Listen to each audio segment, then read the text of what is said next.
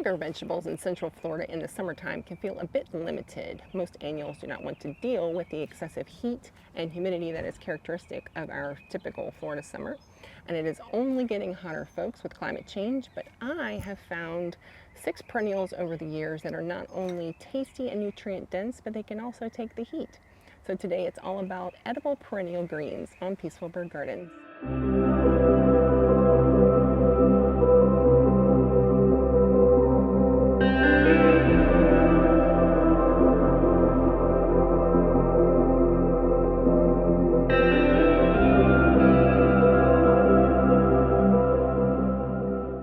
Good afternoon, my sweet friends, and welcome back to Peaceful Bird Gardens. My name is Danny, and here in Central Florida, Zone 9B, 10A, we have finally gotten some rain after a very significant drought. So the garden is happy again, but it is very humid. It is sticky, y'all. So we are heading into summer, and this time of year our spring annual greens have started to flower, and as the heat picks up, our tomatoes don't produce nearly as prolifically as they did during the springtime. During our summers here in Central Florida, you can grow sweet potatoes, okra, some tomatoes, but again the tomatoes start to drop their flowers as it heats up, especially over 95 degrees, which it absolutely gets here. You can grow eggplant, cowpeas, peppers, and melons. Most of these you would need to start no later than April. And I actually have a vegetable planting guide on my website that I will put a link to in the description below. It just gives you a little bit of an idea of what you can grow throughout the year here in Central Florida, specifically in our area of Tampa Bay. It's not super detailed, but it gives you an idea. And if I'm being honest, I find annual gardening a bit fussy and fiddly. I enjoy annual gardening, but I actually prefer growing perennial vegetables because in my experience, they are more reliable throughout the year. I don't have to fuss with them as much. The perennials we grow for greens are drought tolerant once they're established, and they are disease resistant. They are also easy to propagate and grow in a wide variety of light and soil conditions.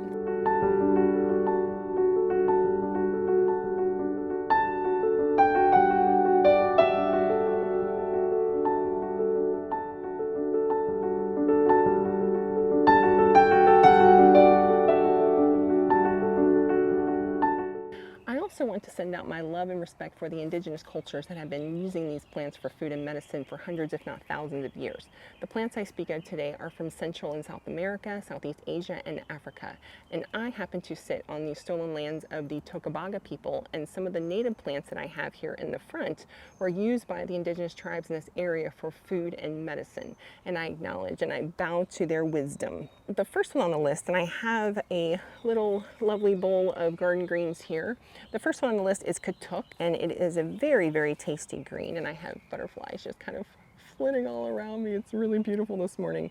So this is Katuk, or sweet leaf, or Serapis androgynous, which is a scientific name. You can eat this one either raw or cooked. It is very, like as I said, it's very tasty. It has a lot of protein in it and a lot of other vitamins and minerals. I love especially the new leaves are really good. You can put this in soups or stir fries or even in your salad. This makes a lovely little kind of a dooryard tree or shrub. It is very easy to prune. It is lovely to just beauty-wise, even if you don't eat it, it's lovely to have. There are these little flowers, and I don't have any on this one, but there are these, I'll show a picture of the flowers. There are these little bell-shaped flowers that kind of hang from underneath that the pollinators like. And then once those flowers are finished, it puts out seed pods that you can actually eat. So they propagate from cuttings or from seeds. Usually I just have little babies pop up underneath of the actual plant itself, and then I can replant those. So a very lovely, easy, full sun or part shade landscape plant to have that's also edible throughout the year, Katuk.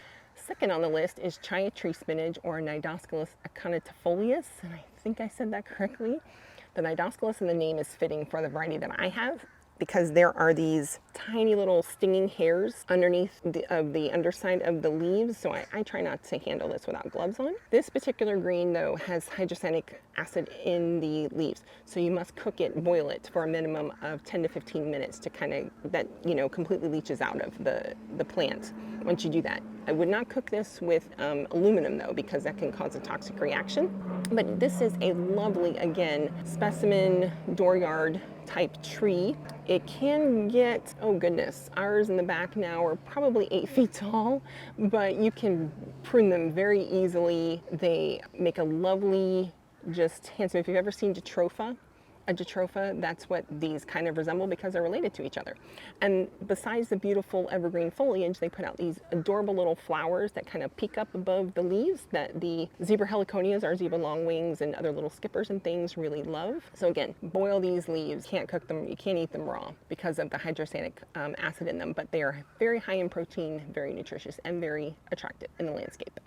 Next on the list is another plant that must be cooked because of hydrocyanic compounds in leaves. And most people don't think of Cassava or Maniote esculenta as edible for the greens, but they are. You just have to cook them. These are very high in protein again, high in vitamin A and C. I'm not a nutritionist, so feel free to research the health benefits of these plants that I'm showing you. We don't eat cassava regularly, cassava like the tubers. That's what most people grow this for. We don't eat that too often, so I only keep a small crop of it around in case there's a cassava emergency. I need cassava.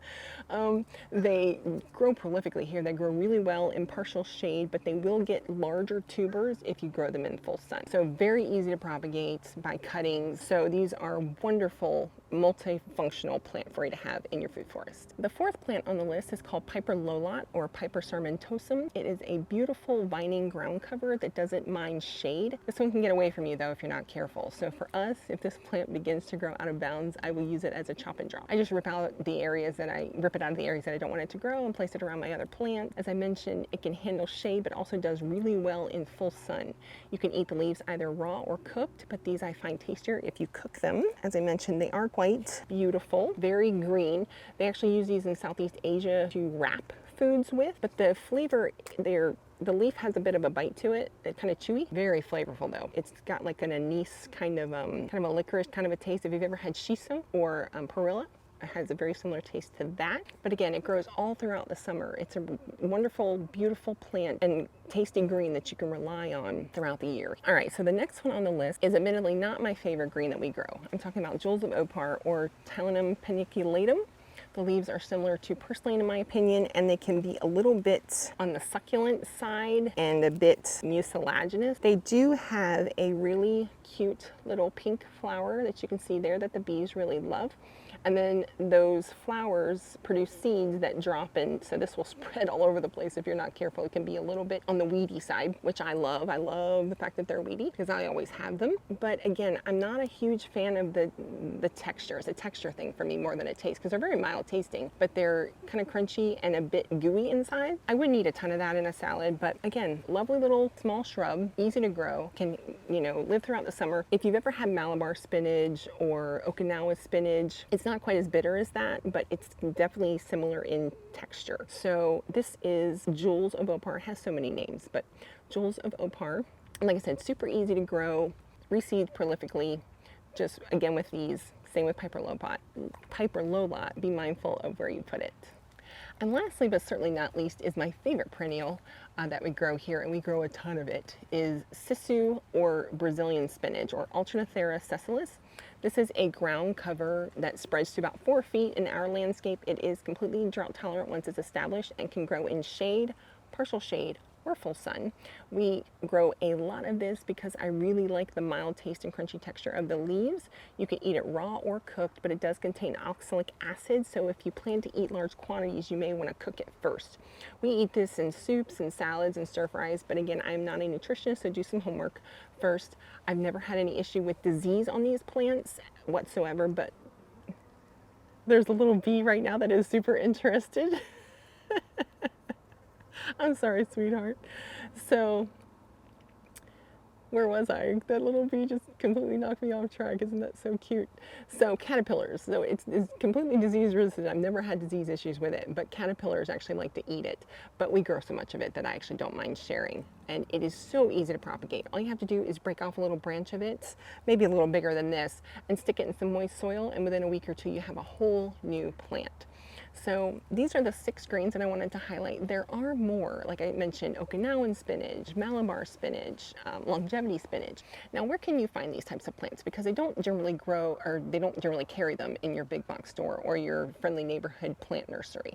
So I originally bought most of my cuttings from Etsy, or I got them from gifts as gifts from friends. But I have found Etsy to be a good resource, and I try to buy from people who actually live in Florida preferably within 50 miles of here, because those plants are going to do better because they've been acclimated to the climate that I actually live in. So I try to do that whenever possible. There are also some established nurseries that carry these types of plants. One of them would be So Exotic in Lakeland. They have a website that you can check out. They have an extensive list of all kinds of interesting edible plants, and I'll put a link to them in the description below. A Natural Farm up in Howey in the Hills, Florida, is also an excellent resource. Echo Global Farms if you live near Fort Myers. Again, just to name a few established nurseries that carry these types of plants. So there you have it, folks. A variety of perennial greens that you can rely on, not just during the summer here in our hot climate, but also year-round. I didn't even name them all, but I hope this was helpful. If you like this kind of content, if you're interested in this type of gardening, growing edibles in a food forest, planting Florida natives, and gardening for wildlife veganically, please give us a like, hit subscribe, and I hope to see you again on Peaceful Bird Gardens. Have a lovely afternoon, my sweet friends.